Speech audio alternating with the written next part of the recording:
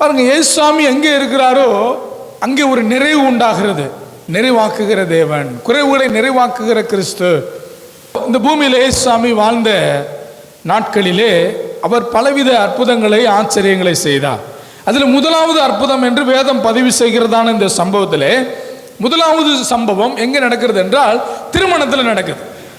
திருமணம் என்றாலே நமக்கு எல்லாருக்கும் தெரிஞ்சது ஒரு சந்தோஷம், ஒரு ஐக்கியம். இந்த திருமணத்தில் தான் எல்லா உறவுகளையும் அங்கே பார்க்க முடியும். திருமணத்தில் அது மாத்திரம் இல்லை, நம்ம நார்மலாக வீட்டில் சாப்பிட்ற உணவு போல இருக்க திருமணம் என்பது அது விசேஷமான நாள்.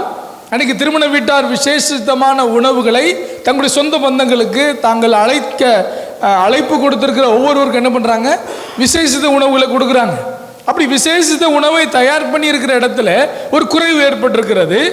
திராட்சரசம் குறைவுபட்ட போது என்ன நடக்குது, இயேசுவின் தாயார் போய் இயேசு சாமிகிட்ட சொல்கிறாங்க. ஏன்னா அவரை சின்ன வயசுலேருந்து பார்த்துருக்குறாங்க. ஏன்னா இயேசுவின் தாயாராக இருக்க, இயேசுவை பெற்றெடுத்த தாய், இப்போ அவரை பற்றி அறிந்திருக்கிறாங்க. நாம் அற்புதம்னா பல வகையான நோய்களுக்கு எதிர்பார்ப்போம், பல வகையான பிரச்சனைகள்லேருந்து சால்வ் ஆகிறதுக்கு நம்ம ஆண்டவரிடத்தில் அற்புதம் எதிர்பார்ப்போம். ஆனால் இயேசுசாமி அறிந்திருந்தார்கள், இவரால் இந்த திராட்சரசம் குறைவுபட்டதை நிறைவாக்க முடியும், அதை சரி செய்ய அவரால் முடியும் என்பதை யார் அறிந்திருந்தது பாருங்க. அந்த வீட்டில் இருந்த திருமண வீட்டார் அறியல, இயேசுவின் தாயார் அறிந்திருந்தார்கள்.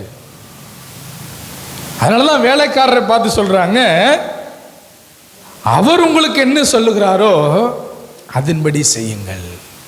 இன்னைக்கு பல வேலைகளிலே நாம் அவர் என்ன சொல்லுகிறாரோ அதன்படி நம்ம செய்கிறோம்னா, அதன்படி நாம் வாழ்கிறோம் என்றால் நிச்சயமாகவே நம்முடைய வாழ்க்கையில் பல வேலைகளிலே நம்முடைய குறைவுகள் நீங்கி நாம் ஆசீர்வதிக்கப்படுகிறோம். அப்போ இயேசு சுவாமியினுடைய வார்த்தையை கேட்டார்கள் இந்த வேலைக்காரர்கள்.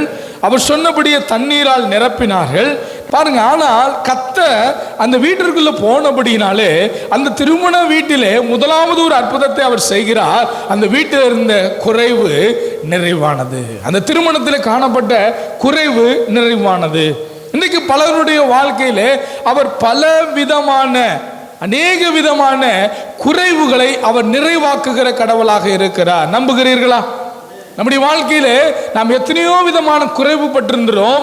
ஆனால் கர்த்தர் நம்முடைய குறைவுகளை நீக்கி நமக்கு நிறைவை கொடுத்து நம்மை சம்பூர்ணமாய் திருப்தியாய் நடத்துகிறார்.